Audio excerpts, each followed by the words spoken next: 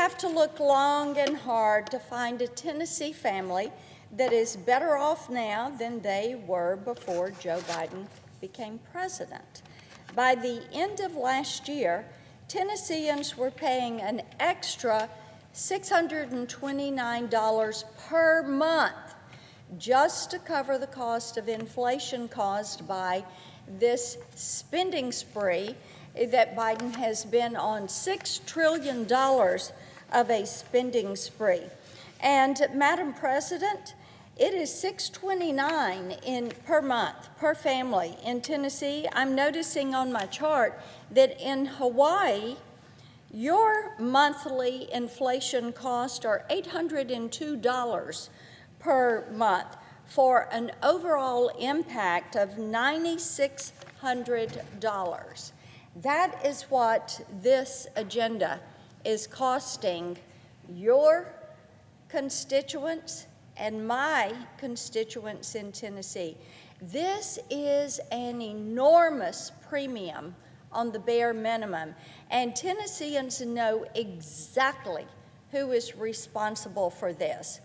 After 2 years of hearing their stories, I'm positive that not one person working in the White House has bothered to leave Washington, D.C. and witness for themselves what is happening to American families as they try to work their way through this. It sure doesn't sound like my Democratic colleagues here in the Senate have been paying much attention to what is happening with families back home, because if they had taken the time to put themselves in the shoes of a family who is trying to stretch that paycheck month after month after month, they never would have justified wasting the family's money on social justice programs and green energy schemes, and the list goes on and on. And now those families who have already been drained by Joe Biden's spending are running out of things to cut in their family budgets. Small businesses are running out of places that they can cut back in their small business while they're trying to keep the doors open. What we're hearing in Tennessee is this: there is less meat on the dinner table than there was a year ago, because it costs almost 9% more to buy chicken and beef than just last year. They probably don't have cereal for the kids in the morning because the price of one box of cereal has risen about 16%. Here we are in the dead of winter, and Tennesseans are paying upwards of 15% more to keep the heat on in their houses. 15% more than what they paid last year.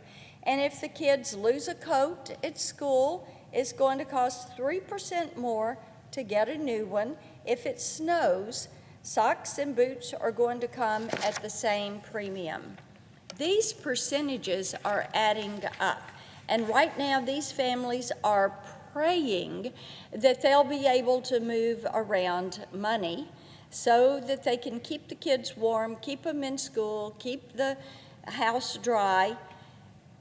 Madam President, these are not things that are luxuries. They are necessities. And the impact of inflation is measurable to Tennessee families. Local officials all across Tennessee are feeling a different sort of pain when they confront the effects of inflation. Earlier this month, I spoke about the incredible growth that is happening right now in West Tennessee. Companies like Ford Motor Company are moving in, and they're bringing thousands of jobs with them, and now the pressure is on our county mayors and other local officials to start building out roads and utility services to support these projects. Officials in these rural counties have worked hard to keep their budgets balanced and their costs down. They, too, have basically done everything right. They balance their budget. They have a rainy day fund.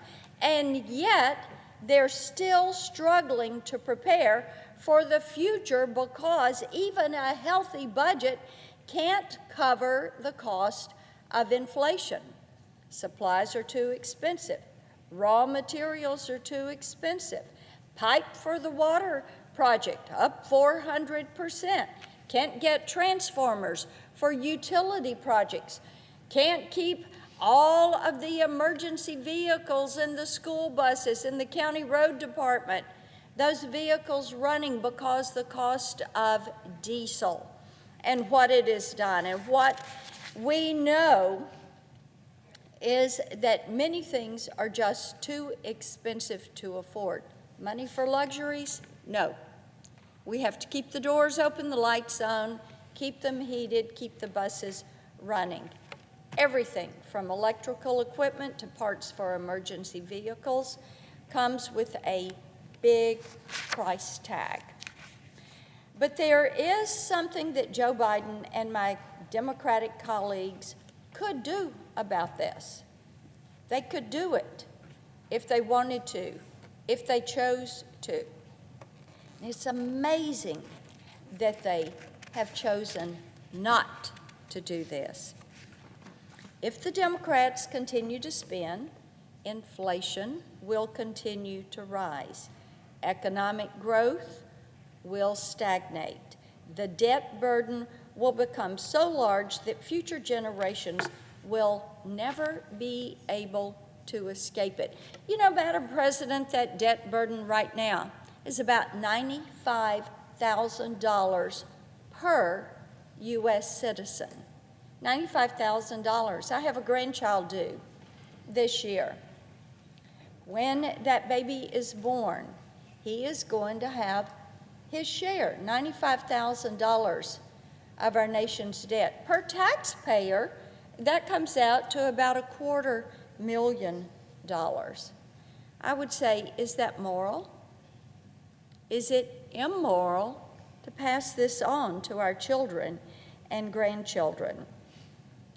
This debt burden will be very difficult for future generations to escape. And the people who have already lost so much to this big government will continue to suffer. For 2 years, the Biden administration has appeared to ignore that type of suffering. Now, I say ignored because it would be impossible for them to not know how obvious and unhappy the American people are with this impact of inflation and the cost of living on them every day. A Reuters poll recently released just before President Biden delivered his State of the Union address showed that 65% of Americans think that this country is on the wrong track. A year ago, 58% of Americans believed we were on the wrong track. So it's safe to say that not only are they unhappy, they see this downward spiral that Joe Biden and the Democrats have thrown them into. The only way out of this is to get our fiscal house in order, and that does include cutting spending. Last week I introduced legislation to cut federal spending by 1%. That is 1 penny out of every dollar. Madam President, every agency should be able to save a penny out of their budget. And if they can do that 1 penny, maybe they could do 2 pennies, maybe they could do 5 pennies.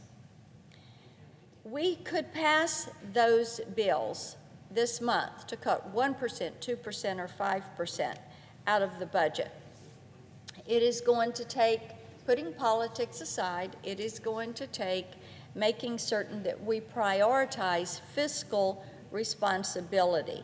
The frustration that the American people feel with what has happened in this building on the Democrats' watch doesn't compare to the pain the people in this country feel when they explain to their kids why there's less food in their lunch boxes this week why there are different food items on the table when they come home every night.